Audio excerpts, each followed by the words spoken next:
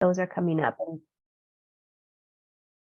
we do need to get those in. And this session is being recorded simply just for our note-taking purposes. So we're not sharing it with anybody. We're just want to keep notes of all of our meetings. And since this one's virtual, it's just a little bit easier to record them. Okay, next slide. So our goal for today, and it's been the goal of every single work group, because we want to make these items actionable, and the less there are, there's more ability to provide direct resources to really poignant and pointed ideas. So the goal of today is, given all of the ideas we've already talked about in previous meetings, our goal is to identify and come to an agreement on a range of 1 to 5 ideas, and then make a plan to vet and add to what will be a Google slide template that Adam has already created. You just easily put the information in for any of the ideas, and certain individuals will be who have the idea will hopefully present these ideas to the whole group. We'll clarify that a little bit more as we go along. Next slide, Adam. So again, we're going to go through an overview of what ideas have emerged since the last meeting. If you recall, the last meeting had a lot to do with legislative ideas, and Lori needed input fairly quickly because the legislation was already asking for ideas. And then what ideas meet the criteria to share, one with the larger group, but potentially state council committees, and of course, all of our ideas will go to the state board, the CTA board of directors for feedback and a potential approval in May. Then we're going to sort of refine and prioritize which ideas we wish to further vet, who is responsible for vetting and loading them to the Google slide template, and that will be our meeting. Any questions thus far? Okay.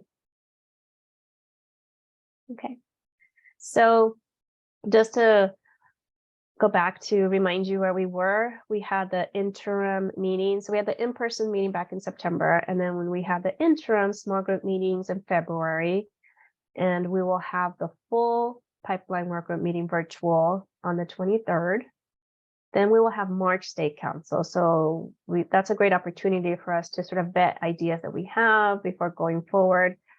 Lori's going to talk a little bit about some of those ideas were already vetted because there were MBIs that went to the negotiations committee. And even though we think they were good ideas, we're going to hear about what they thought in their response from a negotiations committee perspective.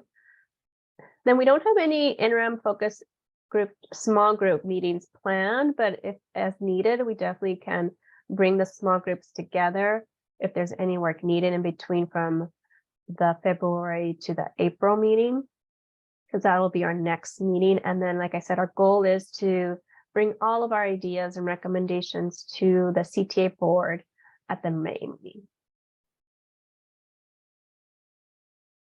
Okay, next slide.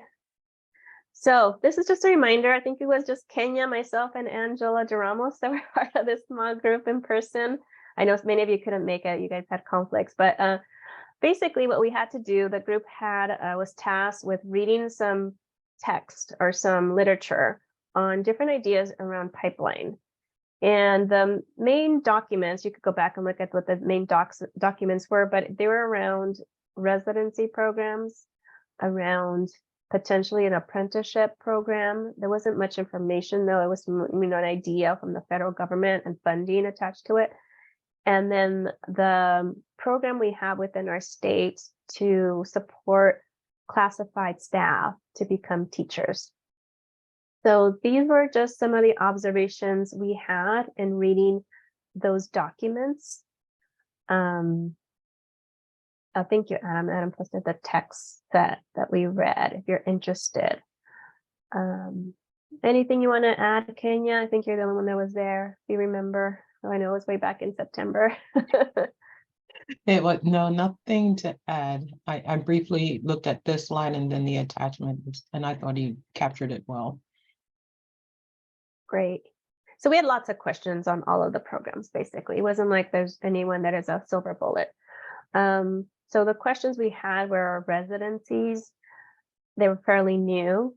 We were really focused on what were effective models and where does the funding going? Is it going to the individual students that are part of the apprentice, or is it going mainly to programs to fund the program and faculty versus the actual individual? What actually out-of-pocket expenses the students have versus what's funded? What are the roles of LEAs and IHEs? So we had lots of questions. For the classified program, we weren't sure why there were so many people not completing. There's a significant amount that are, but there's still a lot of people that are not completing the programs. And there's certain counties of office, like Orange County Office of Ed, that has a huge number of increase in funding for their programs. And why some are not, they're not being as successful. And next steps was to identify, and then we didn't have much information on apprenticeships, so we didn't really discuss them. We would identify maybe if there are additional data sources, and it would be helpful to see some demographic data on race and ethnicity and economic backgrounds. Next slide, Adam. So at our last meeting, and actually it was a combination of all three small groups, we talked about 12 legislative ideas, and then we asked each of the individuals to allocate certain points to which of their ideas they felt they wanted to allocate more points to. And based on that rating or ranking, this is what the results were. So if you can see, the top 5 were class size reduction, establishing a minimum teacher salary, year-to-year matching. So if a teacher goes from one district to another, they match their salary, or the years, they match the years, paid student teaching, and establishing a preparatory time for elementary teachers. Now, apprenticeship wasn't high on the list because there were lots of questions to it. They kept asking, well, is this going to be something that we can quickly implement? And the answer is we don't know, but we have a little at the time, but we have a little bit more information on that because Adam, myself, and Leslie are part of a work group that is starting to meet, and we met once the end of January. So we have a little bit more information to share. Okay. So Lori, I'll pass it on to you to give people updates on what occurred at State Council and some of these ideas based on the negotiations committee and the budget committee. Yeah, thank you so much. So a lot of these, this principally ideas, right, would have come to retention and recruitment. So I went into a little more detail for what the NBIs were. And so as you recall, NBIs are sent to the Committee of Jurisdiction. You could see the timeline. One was in May, the other ones were October. The committee makes a recommendation. In all of these instances, the committee recommended to disapprove. Right. So the first one, NBI 52210, this was dealing with minimum salary, but this was in the context of more aligned with what is happening in our community college world. So our community colleges, that is the lawsuit that we've had in Long Beach because there's minimum wage violations. So if you go back to the original NBI, that's the context of this conversation, because it's not really K-12 who are at risk of being below minimum wage in their county. So this doesn't negate any conversation about minimum salary. This is just in context, but the committee discussed it and it was disapproved on the floor of council. And please stop me if there's any questions as I go through. And the next one was a guaranteed prep period for NBI 102213. This really was very specific. If you go to the NBI, can you bring that up, Adam?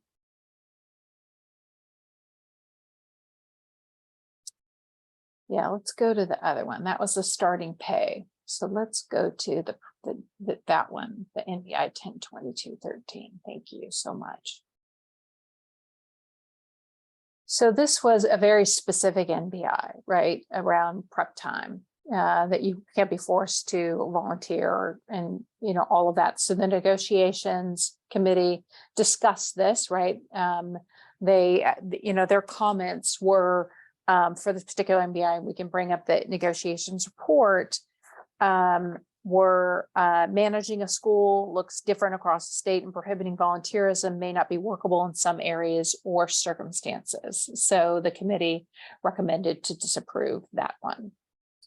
Okay, so if we can go on to the next one, if we go to the one on, yes, the year-to-year salary match.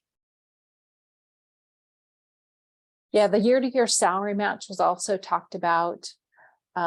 Also, the committee decided that it would take some of the bargaining leverage that's used locally in making those kind of determinations. So they didn't want to put that that mandatory requirement on all bargaining units. So their rationale was so this policy could cause districts to simply not hire veteran teachers due to labor costs and bargain agreements and responsive to local staffing needs. So they also recommended to disapprove this. And the last one is more like, I'll say, into the approved category, which was the adoption of the budget principles. So every January we adopt budget principles for K-12 and community colleges. And this budget principle, it was to get to the teacher shortage issues and the principles really of this teacher pipeline work group. So that was adopted, and it was a discussion at FPE with the rest of the budget principles. So this, I wanted to make sure that you all know that this work is happening, concurrently, right? So as much as we have this work that we're doing here in these small groups and in the pipeline and all the work that happens at State Council, so things happen simultaneously. So I just wanted to make sure everybody had an update of what was occurring. So thank you.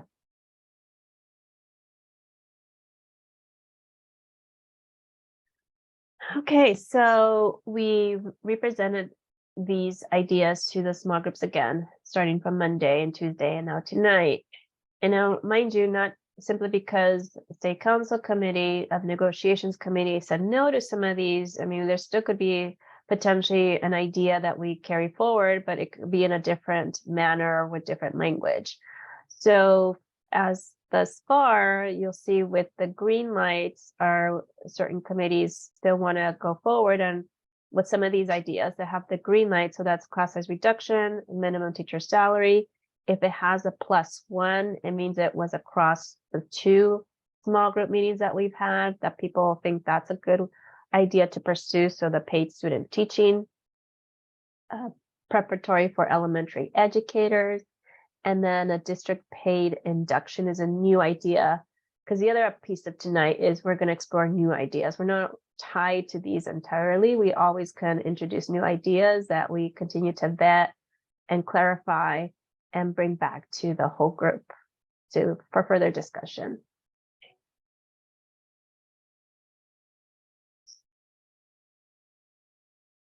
Okay, any questions thus far? You guys are being quiet, absorbing all the information.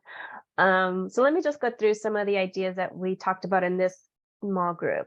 And the first one is the Registered Apprenticeship Program, or it's called a RAP. And basically, what it is, there's apprenticeship models in various sectors of labor, and except education. So education is a novel, sort of new area exploring this. In the state of Tennessee, the whole entire state is the only state that has established RAPs for the education realm, and there are several states now pursuing them.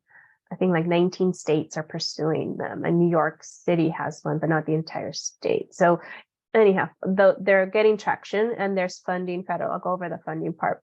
But basically what it is the employer, so it for education is going to have sort of a different structure than what, let's say, plumbing industry or another type of industry. So the employer would be the LEA. Then there has to be some type of a related instruction provider or an education preparation provider. And it could be an IHE, and then some type of a sponsor. This often varies, but the recommendation is a state education agency or an organization closely connected to the state labor agency due to quality control. Adam, anything that I missed? No, just that this slide deck is a treasure trove of information on apprenticeship. So if you want to go down this rabbit hole a little bit more, it has pretty much everything that you could ever want to know about, or that you could know about the state of apprenticeships kind of currently across the United States in the realm of education, and then what the work developing in California. Yeah, we just are giving you like two or three slides from the entire deck, so we're not going to go through the entire deck. Next slide, Adam. So there's funding right now attached to this, and there is funding from the federal government, 121 million to organizations that strengthen and modernize RAPs. And then in the state of California, we have 175 million invested over 3 years for state created apprenticeship innovation funding. So there's money right now, which is good. Next slide. So the difficulty here is in trying to sort of reconcile what our requirements are for a credential, which is on the right-hand side, and then what the Department of Apprenticeship Standards qualifications are. And so while some might be sort of an easy match, some might not. So that's going to be something that the work group that I talked about earlier is going to sort of work on to, I'm hoping we're going to work on to identify how an actual education apprenticeship happens without creating substandard standards that we have right now on credentialing. But it could also take away some requirements like the TPA. And so, like, as you can see, that maybe this assessment isn't required if they've had some very much quality program that's been supported with experience and it's been paid. So those are the things we're going to try to explore. What are things that are quality, and then what are some things that really we could do away with if we can. And just to add that the teacher preparation group is taking up testing and the TPA as a removal of a roadblock for the teacher supply. Okay, next one. So the work group has sort of 5 goals that it's pursuing. But I think the most important one is this first one, that they're going to try to identify or launch 2 to 3 pilots across California in districts with the capacity and infrastructure necessary for a successful program. Now, mind you, one thing I didn't talk about is that their idea of most apprenticeships, the union is a very important role in these apprenticeships. They play this sort of intermediary in between the employer, which is the LEA, and potentially if there's an IHE or other organizations involved in supporting the individuals, typically the union is the intermediary. So as you can see, we'd have to be able to really support our locals who would be involved in becoming one of these pilots. And now, mind you, they're statewide, so they don't all won't necessarily be CTA members. It could be other chapters that are not part of our union that are chosen to be part of these RAPs pilots. Kenya, did you have a question or comment? I saw you posted. I was just curious about our own history around apprenticeship programs, whether or not we had done it. And then I think it was 175 million you said is being allotted for programs, and if it's isolated to education or if it's just in general. I think it's in general. I don't think it's only specific to education, but I think it's the first time the federal government, not the first time, but at least the federal government has a big increase on this. I don't believe CTA has pursued anything like this in the past. It's sort of been it's a novel idea for many. It's I don't think that we thought that we could get labor dollars and funding for something in education, but I could be mistaken. Lori, do you have an idea if we've even pursued this idea at all? No. I think it's great. Yeah, so number two, so there's two big pieces to this. One is these pilots, and the other one is to support the development of a career ladder with multiple on-ramps for various audiences, including high school students, post-secondary students, career changers to obtain a teaching credential. A big task. I don't know how we're going to do that, but that's a lofty goal, which is good. It's good that we're talking about, because it's so complicated to figure out who needs what and where do they start, and when to include these conversations around, hey, do you want to be a teacher? Well, let me tell you what you need, or let me help you support you in what you need so that you can be successful and you can get your credential, and I'll support you in the field so that there's greater teacher retention. So yeah, these are all conversations. We just had one meeting, so we'll obviously share any information we have. We're meeting at the end of each month, every month for a year. So we'll see what we bring back. Any questions? That's a good question, Kenya. Okay, next slide. So the other text document that we read was the California Classified School Employee Teacher Credentialing Program. We've invested a lot of money in this in the past few years. There was a round 1 and round 2 most recently. There was a round 1 and round 2 that we talked about back in September, but since then there's been another round of awardees. And I was just speaking to Adam about this because I just reviewed the round 2 just came out. Round 1, this is the most recent round 1, was a lot of LEAs and County Office of Ed. Round 2 was County Offices of Ed and charter schools. So a lot of charter schools got this type of funding in this round number 2. And I did say earlier, Orange County Office of Ed has a huge, I think they have the largest number of slots allotted to them. And they do have probably one of the higher completion rates of all of the individuals, all the other ones that have been awarded. So I'm wondering if they think they're doing something really good, so they continue to give them money so that they'll grow their program. I don't know too many details about their program, but that's just based off of the data we see of how much money they're being allocated. And they do report data on who's completed them, how many have completed them, how many entered, because they all get a certain number of slots. I think we were looking at Monterey County, who had like 60 slots and they had none filled, right, Kenya? There was one that was really drastic, that they got a lot of slots and they couldn't even fill one. So we probably didn't do a very good job of recruitment, because I'm sure they could find one paraprofessional that wanted to do this program. So a lot of it is left locally to support these individuals. I know Leslie couldn't make it tonight, but she was saying Hart School District just got one too, and they are partnering with Northridge, Cal State Northridge, and somebody called Massachusetts Global. So I'm wondering if that's sort of a virtual support that they have for completing maybe some of their courses in addition to Cal State Northridge. But she was going to find out more details about them too. Any questions? Okay, next slide. Our last idea was on the teacher residencies. So we had a lot of questions on residencies because the research that we read wasn't clear. It was sort of like, it didn't go program by program, letting you know what were the details of each program. It was sort of like a research document that had information across all of the residency programs that existed at the time. And I think the document was probably like a year old, maybe, when we got it. And so now, since then, you can get more information. And they have created a website where you can go in to at least identify what the programs are, what the requirements are.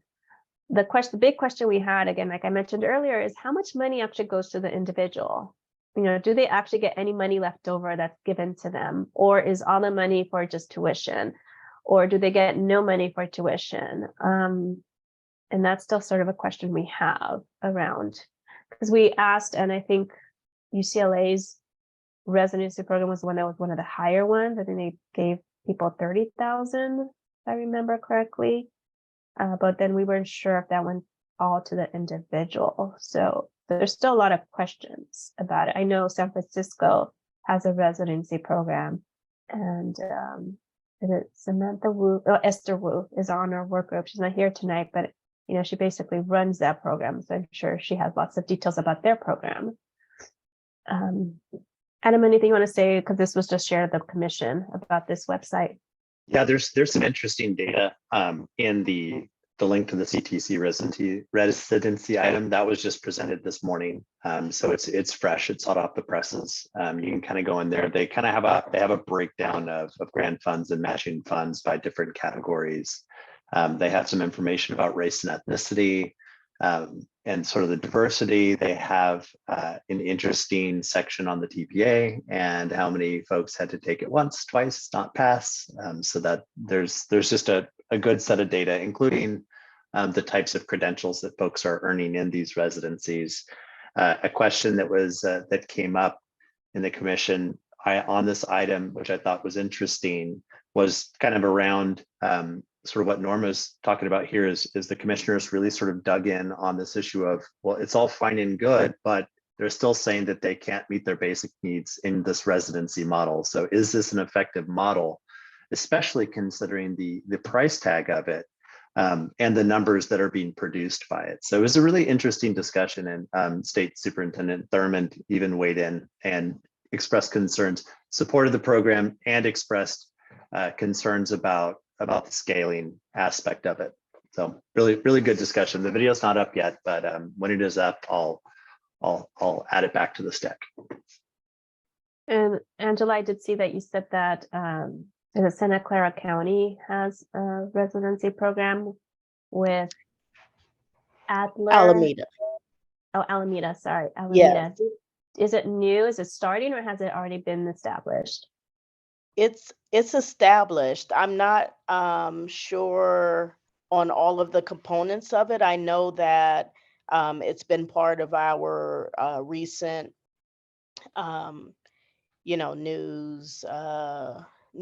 emails, updates, etc., as county board members. So I know that they are pushing it, and hopefully the link that I attached is working, and there'll be some more information. Okay, I see Adam gave me a thumbs up. There's some more information there in that link. Yeah, what's interesting, and Adam and I were talking about it, he flagged this because we always look at who's partnering, who's the IHE that's providing the support for the individuals with the LEA. And this one, a lot of them go to Adler, which Adam, you found out was started as a teacher prep program for the Aspire charter schools. So now they've moved on from the Aspire to now offer teacher prep to all these residency programs. So it's interesting to think about like who's getting these contracts, right? Who's partnering with the LEAs around this? The board of directors is really interesting. There are a lot of folks, like Carl Cohn and a lot of folks that were very close to sort of the work around state agencies, or part of state agencies, part of the private philanthropic world. And it's just interesting. And I could show you really quickly what Norma was referring to. This is a list of the 2021, the round one teacher residency expansion grants. And so you can kind of see, Alder.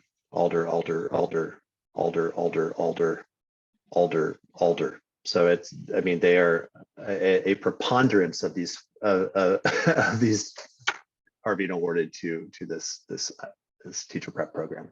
We don't know any more than that. It was just funny that we kind of discussed that today, and Angela has experience with it. So.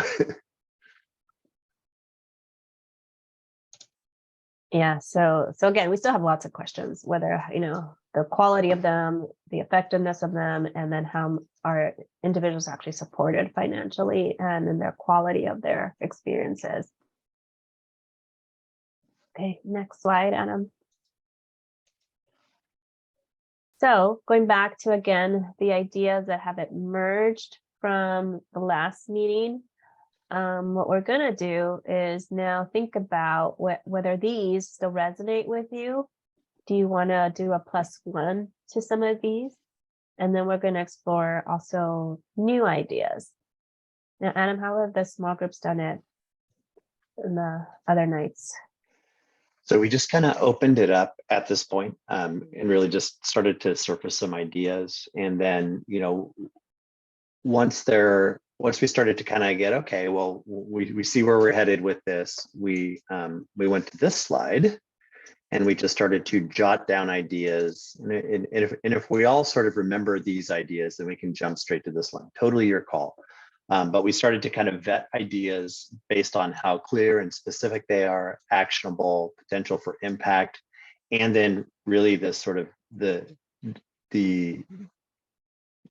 degree to which the idea affects greater diversity, equity, and inclusion, and sort of use that like as our way to kind of judge ideas against each other in the case that we had too many and wanted to focus or just wanted to kind of prioritize efforts.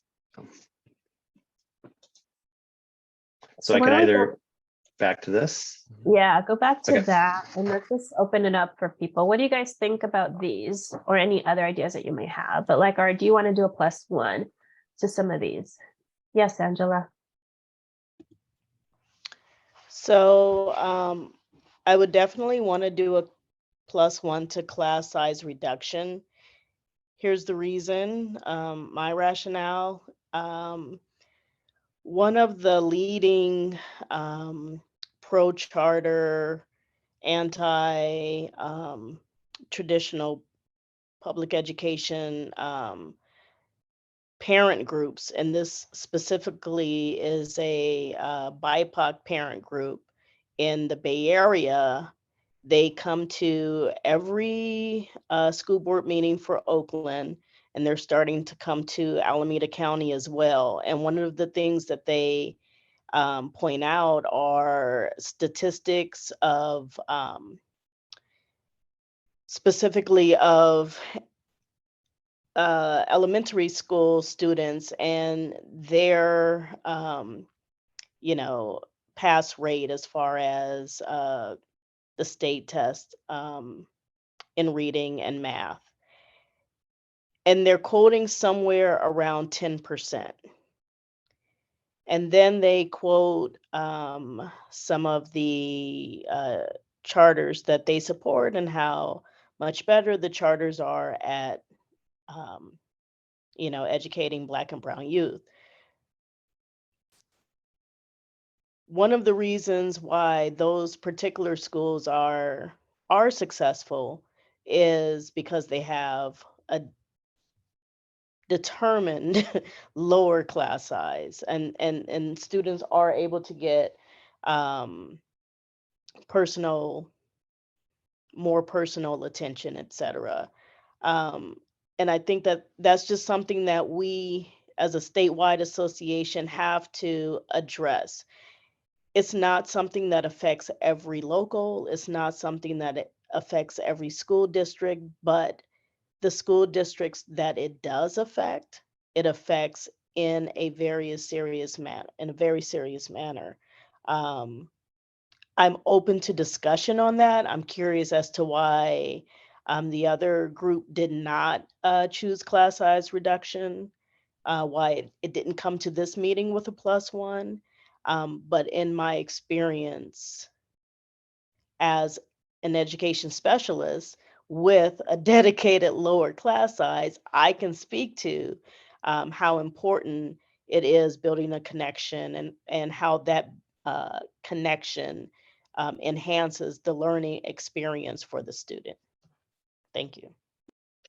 Yeah, good point. I mean, I wasn't there last night. It's the only meeting I missed, but I have a feeling, Adam, you can talk to it, but they were focused on teacher preparation a lot. So I think that they probably were so focused on their topic area that may be a reason why they didn't do it. Not that they wouldn't agree, but maybe that was it. Adam, was I?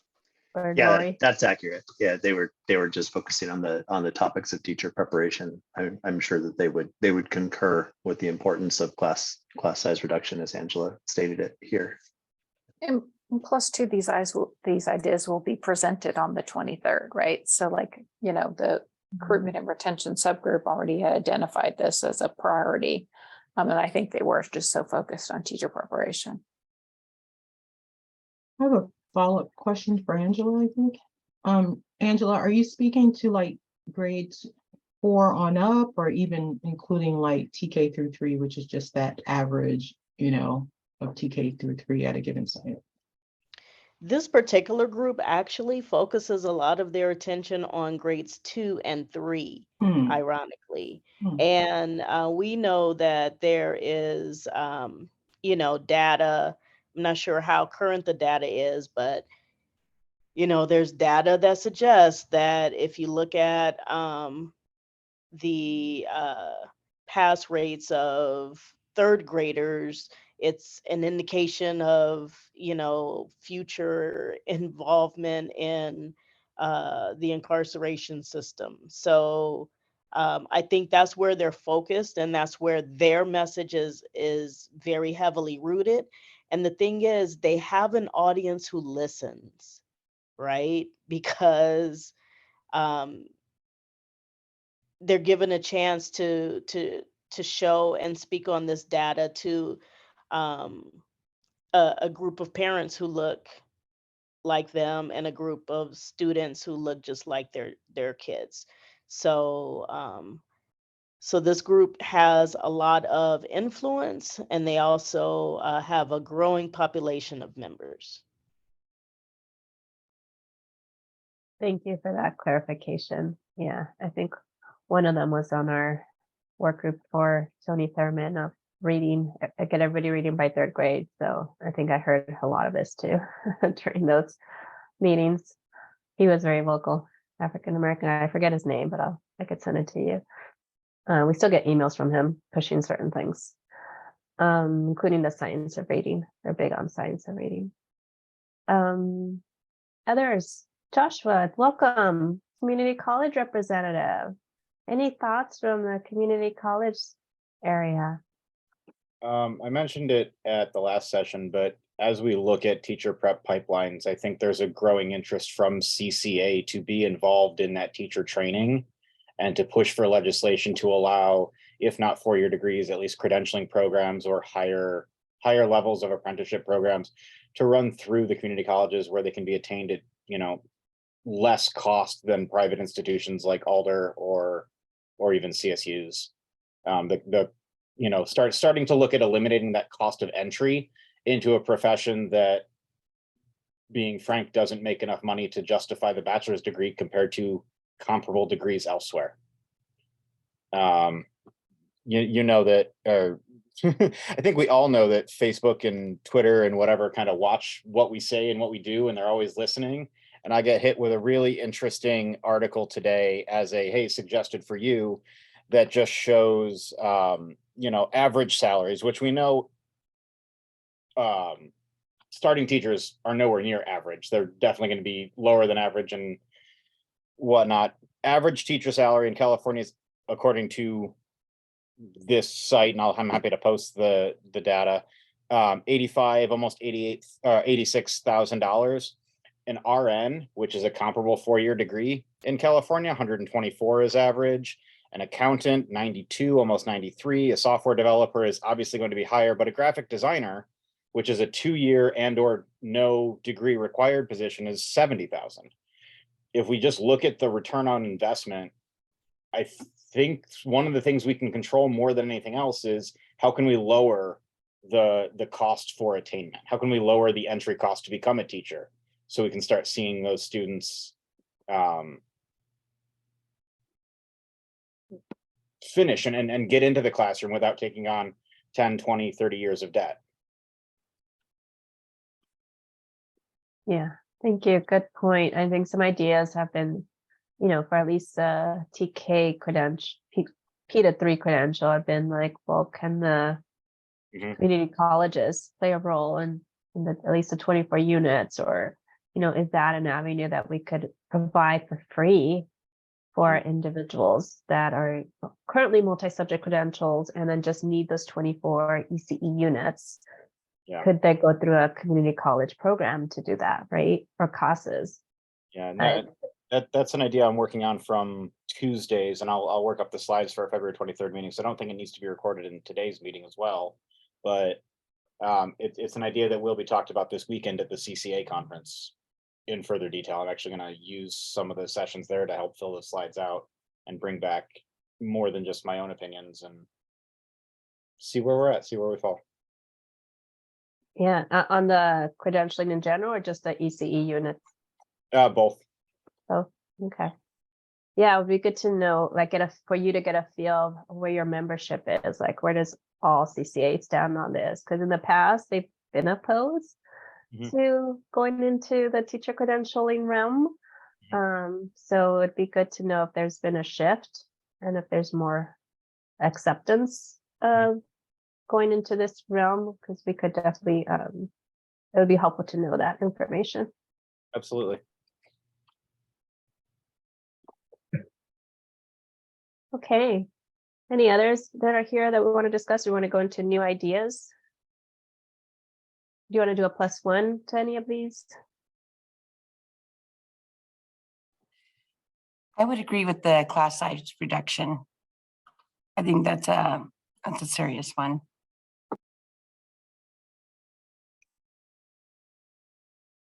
Great. What about any others?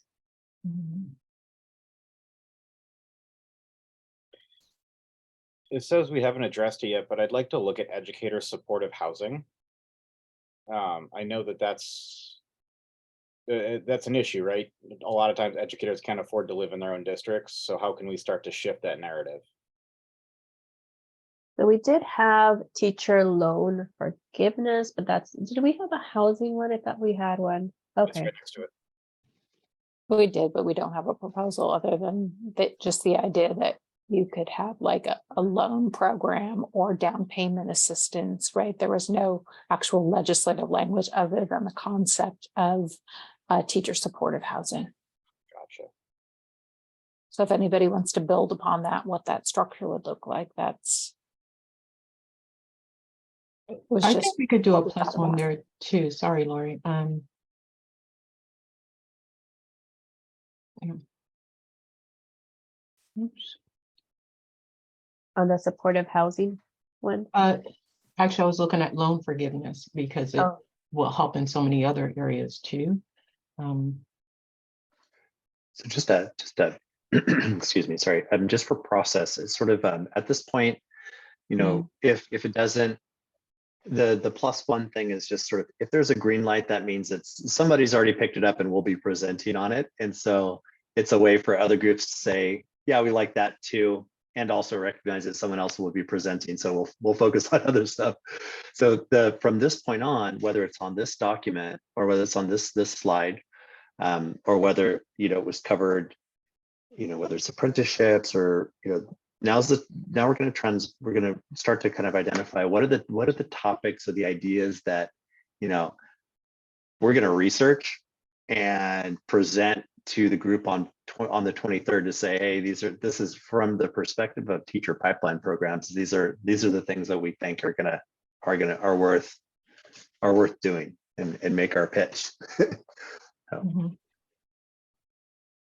thank you, Adam, for refocusing that.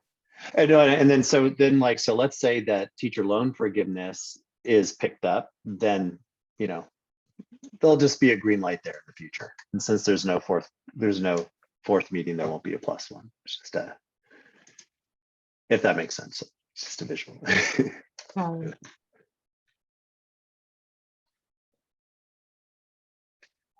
Nakiba, yes. Yes, I have a question. Did we say yes on the housing, the teacher housing? That we were going to, I'm trying to look at it. I don't see where we put that, like kind of modeling it after like veterans, how they have their low down payment or 0 down payment. Did we say yes on that at the +1? There's currently nobody in the teacher recruitment and retention group or in the teacher preparation group decided to take that idea up to pass it on through to the 23rd. So nobody's vetting it, actively sort of moving it forward. Okay, thank you. So just as a reminder, if you bring it and you say, yes, this is something you should pursue, your initials will be by it. And then you're going to have the task of vetting it, providing sort of an explanation of why we want it to go forward. And just sort of being frank about, not that I don't want to deter anybody from any ideas, but just know that there'll be certain individuals who volunteer for these ideas that they will be presenting to the group on the 23rd. Again, not to frighten anybody, it's fairly easy, it's not hard, but like, I don't want to frighten anybody from not putting their name forward on any of these ideas. So maybe it makes sense, Adam, if we go to the next slide, if we want to sort of like clarify what are all of our ideas from the teacher pipeline perspective group. So we've already +1 class size, right? So that's been taken on by another group. So there are other individuals responsible for presenting it and talking about what the importance of class size. So if you want to join that group, more than happy, we can share who's working on it, but no need for anybody here to take the lead on presenting on class size. But you can always chime in and support, right? Okay, good. So other ideas, it could be ideas that, again, we've already talked about, like residency, apprenticeships, paid student teaching, like all of those ideas we can put forward as a teacher pipeline work group towards the big group.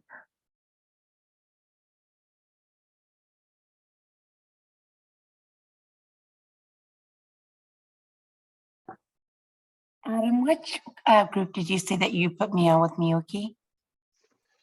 So with Miyuki, you are with her to look at the literacy performance assessment, and then the teacher, reducing the redundancy between teacher preparation and induction. If you want me to pull you off, I could do that too, if you wanted to focus on something else. I'm not a person that would do literacy portion as I teach art and history. So I think Okay. I'd be better not be on that portion. You have been pulled off.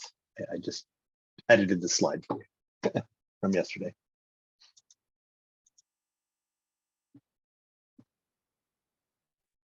Would it be helpful to talk about what was discussed yesterday, or at least who's assigned to what? Because they weren't on the chart, right? We did the +1, but those other new ideas from last night, should we share those if we have those? Yes, there. Thank you. Yeah, so last night, and you see Joshua's idea here, which is really sort of building in community colleges as sort of a robust teacher preparation component. We also discussed that the early childhood education is already breaking a lot of ground in this area. And I believe, Joshua, correct me if I'm wrong, we also discussed the sort of the disconnect, the community colleges potentially playing a role in revitalizing sort of the teacher preparation for CTE, and that sort of being a missing link in our system currently. The second one was to pursue Ismail, and I'm representing his idea a little bit here tonight. He described an idea which was to center teacher preparation within the LEA to a greater extent. So what he described sounded an awful lot like an apprenticeship. So I told him that I would repeat his idea today. And if apprenticeship was taken up by this group as a piece, I would add his name to it. So just wanted to kind of put that there. So Angela DeRamos and Chris, building on a lot of work that's happened in CPD at State Council, are looking specifically at eliminating the TPA as a requirement that is sort of a barrier. Oh, Angela works with Ismail. Is that cool? Ismail. And so they're looking at eliminating the TPA as a significant barrier for teacher preparation. The Miyuki is taking up there's another part of testing. So they really focus in on testing and how that's really creating a problem in our teacher preparation programs. And they looked at Miyuki is taking up the learning performance assessment, which is the replacement of RECA, from the perspective of developing guidelines, policy, something that ensures that doesn't make the TPA situation any worse. And then the Miyuki and Nikiba who Nikki was just finding this out today, are going to be pursuing, kind of looking at building better alignment between teacher prep and induction. So those were some of the pretty focused on the teacher preparation program. And if I'm reading this right, it looks like Angela is offering to take up apprenticeship or residencies. Well, Ish and I, obviously he's in Oakland. We work closely together. We're also on our state council committee together. So I was saying that I can definitely work with him, expand this out a little bit. He's probably going to talk specifically about Oakland. I can expand it to Alameda County from that perspective, if that is something that would be helpful.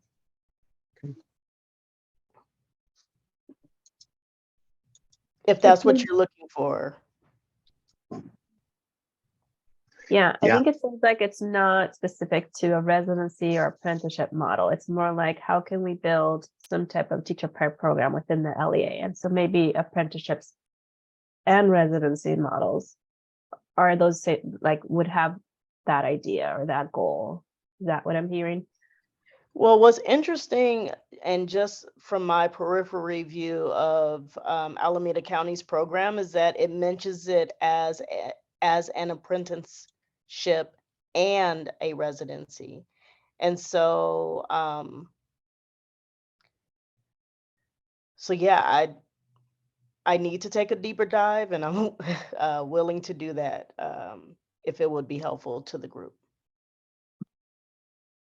Yeah, I think that would be wonderful. I think that's exactly what we're looking for, is to think about, and in the apprenticeship work group, there was like, well, how is this different from the residency models? And because residency models are all over the place, and then the goal is to think about what is a quality program, whether it's a residency, apprenticeship, like what are elements that we would want to support to make a good apprenticeship model within, just supporting individuals that are in a school district pursuing a teaching career, that are already down the line in their teaching career.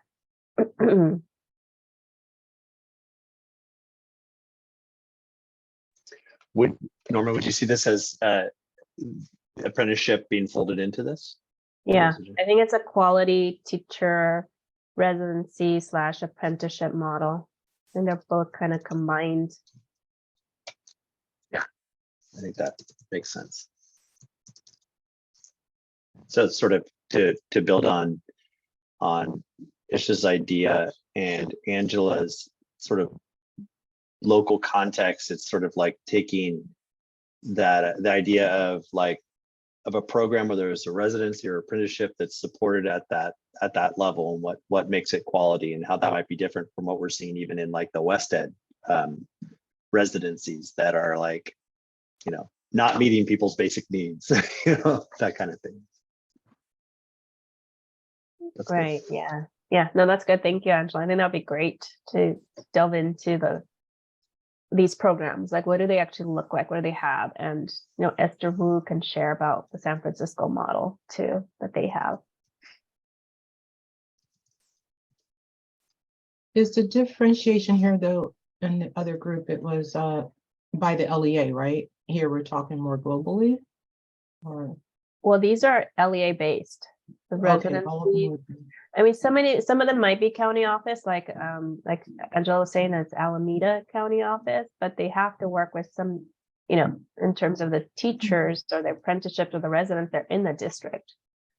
So it would be a local model versus Okay. I went to National University, I'm doing my program there, and I could be placed anywhere. These are all specific to a local area Great. for a local district.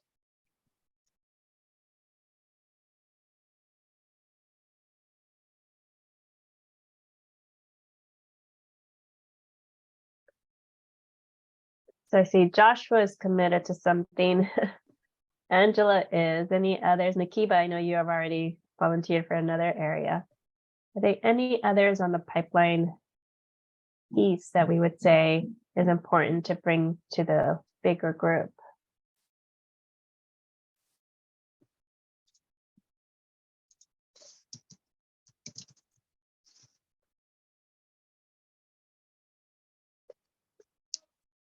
Norma, would one possibly be just kind of thinking back to this work around the California Apprenticeship Working Group? Would one be participating in a pilot? Is that, Mm. or Yeah, definitely. We could try to identify if there are any potentials within our organization for pilot. Because it has to be somebody that has a good relationship with the local. You can't be in a fractured environment or just functional environments. It has to be very collaborative. It has to have already some systems implemented already or infrastructure already in place. Sort of, it's not a starting from scratch. I'm interested, you're interested, let's work together. There has to be some pieces to it that either they have experience with a classified program or a residency program or their own program. It has to be something that's already been sort of established to make it a good, it has the capacity and the infrastructure to be a pilot.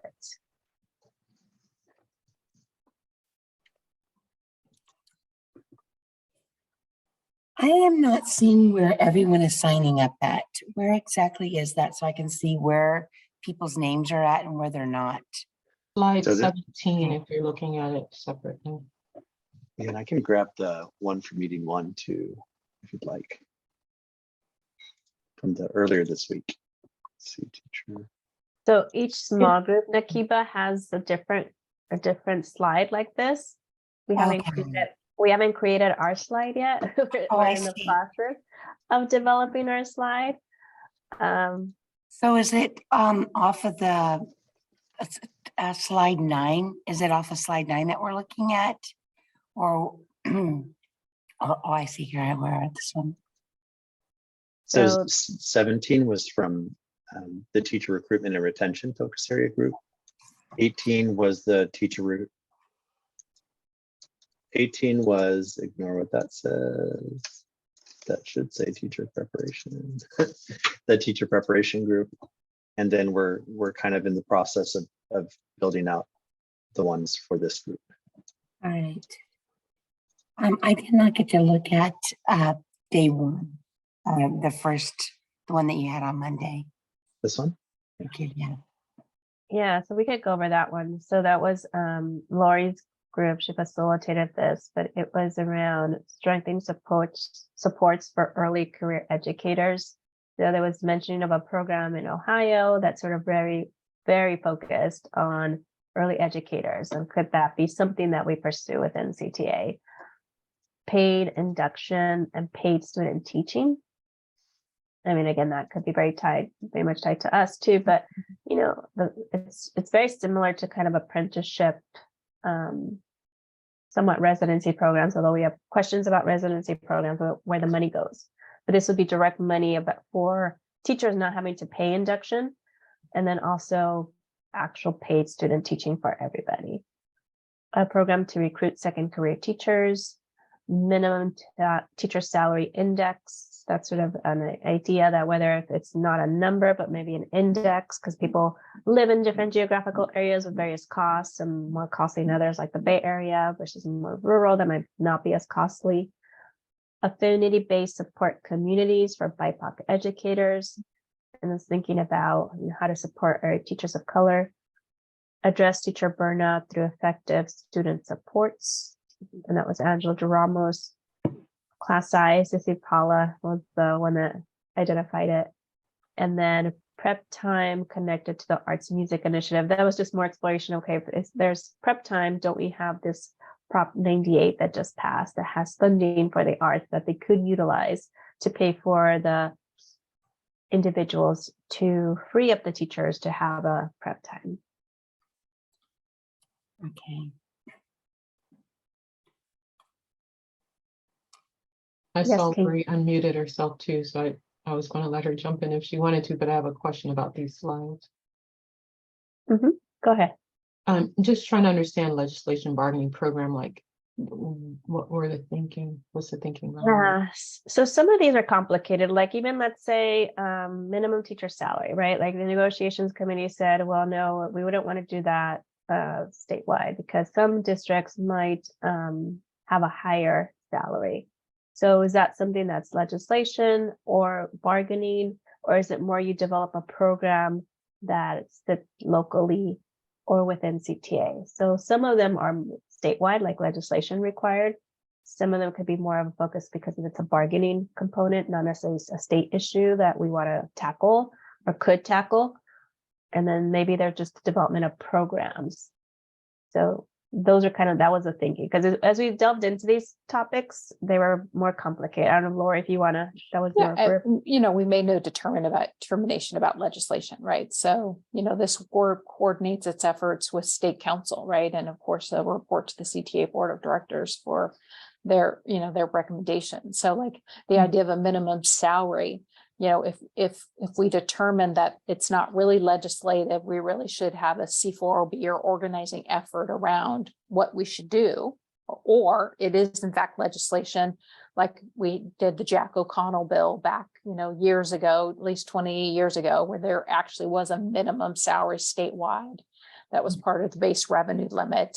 And it was actually voluntary, but you got the additional money at the time to increase your minimum salary. So there's so nothing is locked in a particular proposal. It's just concepts and ideas that we'll explore for refinement in these different areas, legislative, perhaps bargaining or organizing effort, or an internal program of which CTA could run, or statewide or a local could run.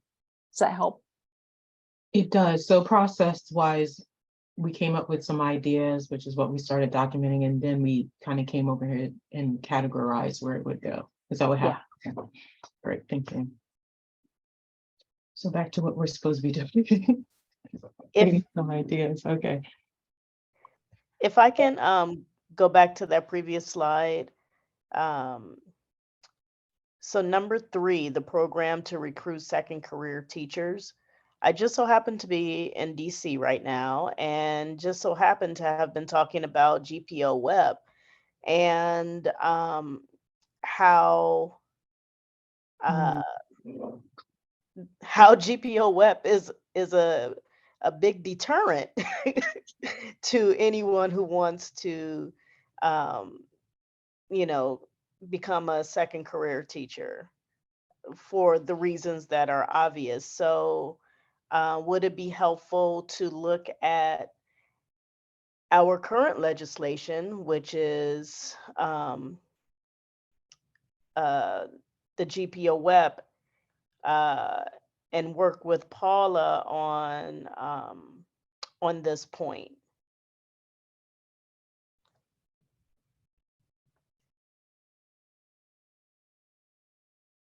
Yeah, I think, go ahead, I'm Lori. sorry. Yeah, because, and I think I brought this up when we had the conversation on Monday, right? The government pension offset, is one of the barriers, right? So it wasn't just also it was actually a program within, I'll just say CTA, to recruit second career educators. But one of the barriers in which we need to get from the federal government, which we've explored many, many times with our other state affiliates who fall into that category of being subject to the GPO Web.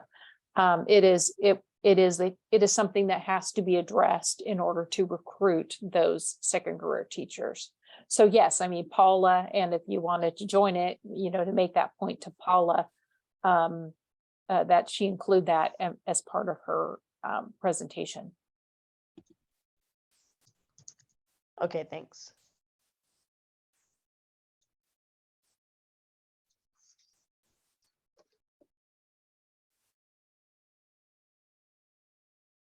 So I need help with you. I need help from you to help me focus. So as we're thinking about the different areas, focus areas here, we're talking about the residency programs, the apprenticeship programs, right? What ideas do we have around that? So I'm going back to the other slides, to revisit what we surfaced. And we came up with a lot of questions, right? And then the other side of my head's going like, okay, I want to volunteer, but what am I volunteering? Yeah. Trying to get a good grip of like, and this is all primarily in preparation for the 23rd of February, first and foremost, right? I just want to know what I'm going to commit to, if that makes sense. Because there's also our annual meeting coming up, and I have a couple things to do there. So, and I want to do it in good, with a good effort. So help me out. Yeah, I would say, well, we've got so for the teacher recruitment and retention, these are all sort of ideas that can be, that Lori could sort of, that would be initiated, through legislation, through policy, through those sort of mechanisms. The teacher preparation, this is a lot of stuff that would sort of go down the route of trying to adjust regulations, things of that nature, but all very focused on preparation. The idea for this group was, there are a lot of things floating out there right now around teacher pipeline programs. There's the classified school employees grant, there's the teacher residency programs, there's the teacher apprenticeships that really kind of stakes out an interesting place for the union. And so, what we would be doing is making a recommendation. An idea would be essentially we'd be responsible for making a recommendation to the larger group. For example, CTA, we think CTA should do an apprenticeship program. They should try it out. They should pilot one or something of that nature, or we think that CTA should really collaborate to make classified school employee programs successful, or so something in the realm of teacher pipeline programs. After all the things we've sort of looked at, reviewed, and in consideration of what the other group is tackling, what might we recommend in this space? And the guidelines that sort of Leslie, the 1 to 5 was, it's totally okay to have one. It just means that like the group is putting like all their effort behind one thing, right? And so I would think it would be something that, and maybe it's modifying this one because it's kind of getting there. And now as we're thinking about it in terms of we want to make a recommendation within the realm of teacher pipeline programs that we kind of all collaborate on and we'll present on the 23rd. Then we got to think about, okay, well, how is this going to work? Like, is this something that we would do by legislation? Is this something that we would do, through bargaining? Or is this sort of something that's more like an initiative or a program? Is it 2 out of the 3? Is it, all 3? So that's the idea. And then what would happen there? And maybe it'll be helpful, Norma, if I show everybody the slide, the template, just so you can see what work is involved. Or is that too much? I'll answer for her, sure. Okay. She's tending to the little ones in the background. Yeah. So then the idea is, so there's an idea that we're putting forward as a focus area group. We're going to pitch it to the rest of our group on the 23rd. We have for our background preparation, we provide a summary. We get really clear on what the idea is, like in a paragraph. We find some supporting data or links that can help sort of educate folks on our idea. We tag the idea, what are the committees that would need to weigh in or think about this and provide us with insight and feedback when it goes to March Council.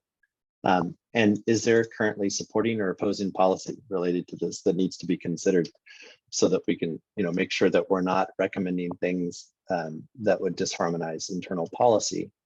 And then ideas for implementation. And then also what questions do we, so then we invite, so we're in the 23rd, we're pitching our idea and then we say, okay, we have some questions for the group. What do you all think about this? Or we're kind of stuck on this. What are your thoughts? Is there anything? So it's just sort of to engage in dialogue and that's it for the idea. So it's not a ton of work in terms of developing it, but it's just sort of getting us all kind of clear on what the idea is, some of the research that supports it, how we think it could be implemented. And then, getting it in front of the larger group on the 23rd. Okay, thank you for that. That was really helpful. You walking me through it. I read it earlier. I didn't have you whispering in my head, so I appreciate you explaining it now. have other questions around the organizing part, but that's okay. So as I look at this part, I kind of see a check on maybe all of these, but I think of program, for example, like, and you correct me if I'm wrong, when I look at program as it associated with this first idea, might it be how to promote it? Like some of the questions that came up from our research was like questioning whether or not they even promoted it, because like Norma said, 1 out of 60 openings were filled in Monterey. So would we come up with suggested kind of like framework for how to promote, or at least that being a part of it? I mean, it's kind of an open question, but that might be what would be presented on the 23rd for whoever adopts the program part. Okay, I see a lot of nodding heads, thank you. And no like sleeping people, so that's good. All right, gotcha. Thank you. Yeah, so Kenya, the idea would be like, okay, let's say the credentialing program for classified staff. Okay, we support it in the budget trailer bill, we support the funding of it, but is there something else we could do with it? Is there something that we kind of sort of need to identify in terms of effective models or quality control, or, you know, identifying how to make it better? Is that something we want to tackle? Is that legislatively? Is that a bargaining element? Is that a program element? So those are all the questions we would have if that was something that was recommended by this group or somebody on this group.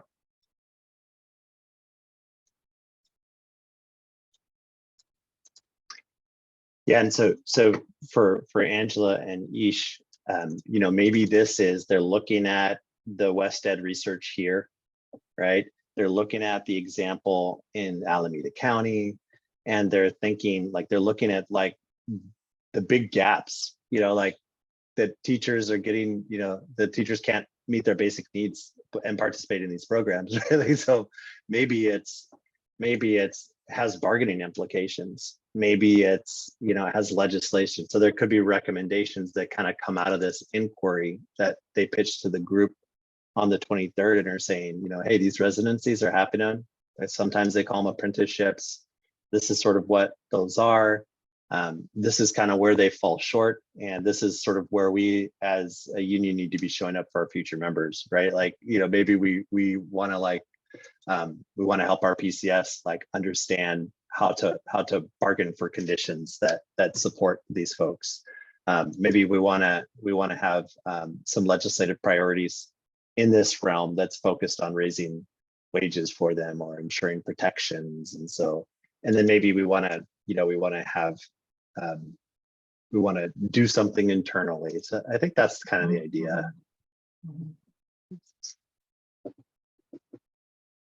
So again, I'm trying to be a team player here, and the way I'm thinking through this is, and I don't know all of what Angela and Ish have at hand to look at. I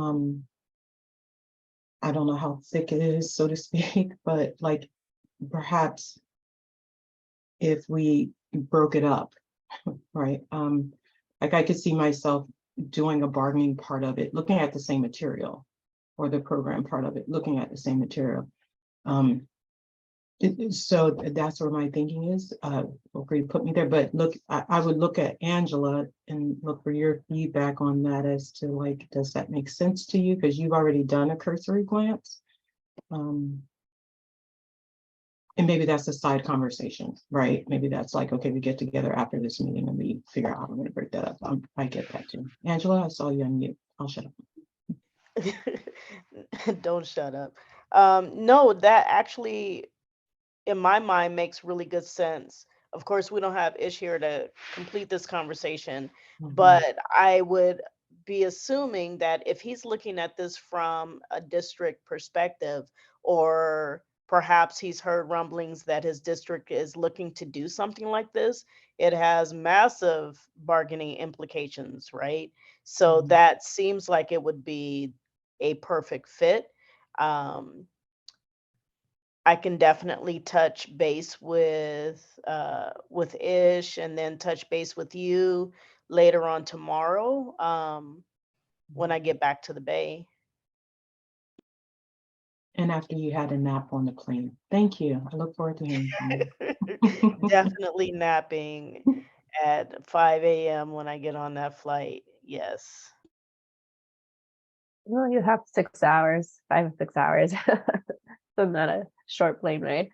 But yeah, I think that makes perfect sense. I think it's, that's what we want. We want it to sort of be from different angles and the collaboration. So it's not just one individual, but it's a collective group effort. And if, it seems like apprenticeships is a promising model, but there's still lots of questions we have. And so that would be very helpful for all of you to kind of put your brains together. Okay, and I saw Nakiba had to go. She said she was going to add her name to the list. Joshua, you've got yours already. So I think we're good with this group in terms of what we're presenting. Everybody's clear. I think the next step is just for people to, Adam, where do they find the slide deck that they need to fill in? It's on the PowerPoint, right? The link is on right the there. PowerPoint. So I'll just take this and then do we decide that could be all three? Maybe TBD, but do it like this, boom, boom. Take this here. Open up the slide template, drop it in.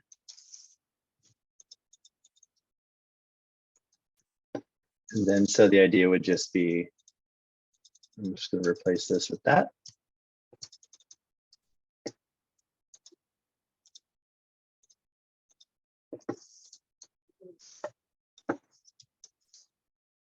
Sorry, like editing on the fly.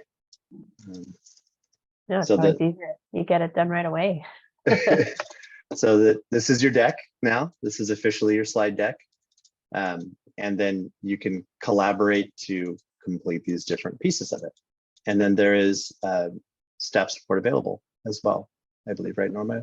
We're willing to help out in the interim if there are ideas. Yeah. If you guys have any questions that we can support you with, I mean, both Adam, myself, and Messi actually attended this apprenticeship meeting, and we can, definitely you can look at the slides that they presented to us, but we're happy to support in any way or form. Just reach out to us.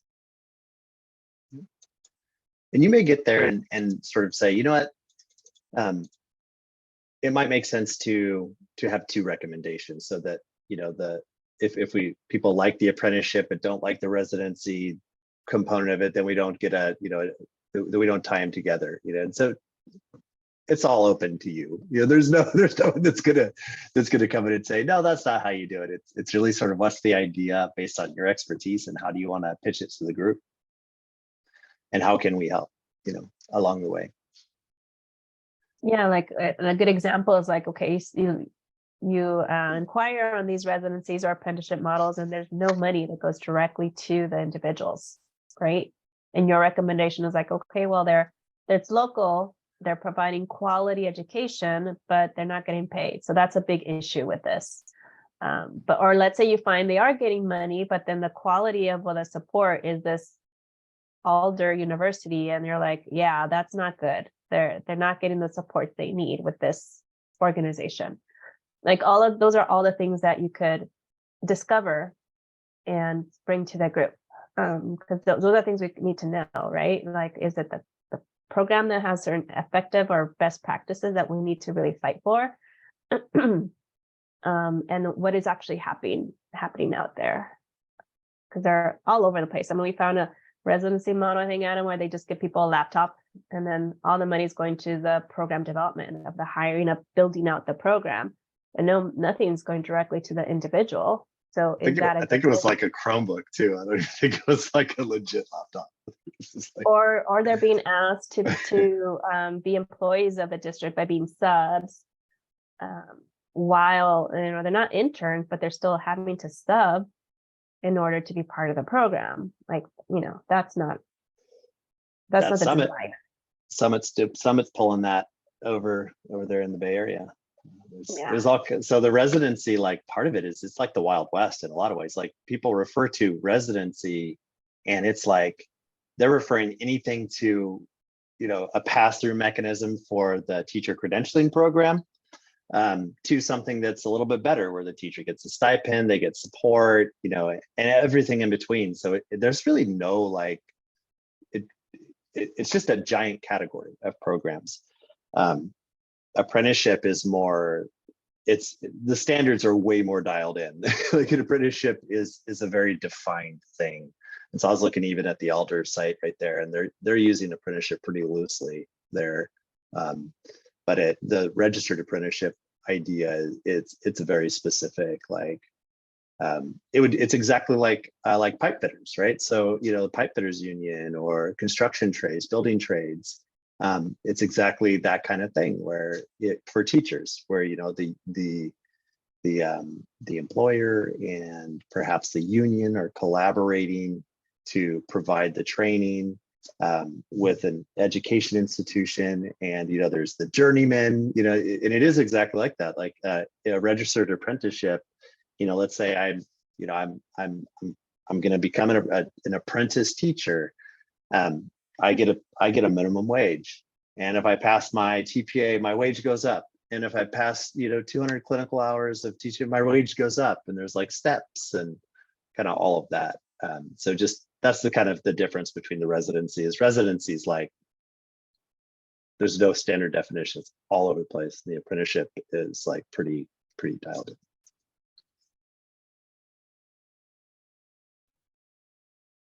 Yeah. And more thank you for- complex, and like and way more complex, right? Yeah, and more complex. Residencies exist now. Apprenticeships, there really aren't, in terms of like the way that they're supposed to be. There aren't many that have those exact same elements, or they might be. That, I mean, Angela, you'll let us know if that's an apprenticeship, the Alameda County one. So, all right, I see we have 5 minutes to go. Any questions? Are people clear on what their next steps are?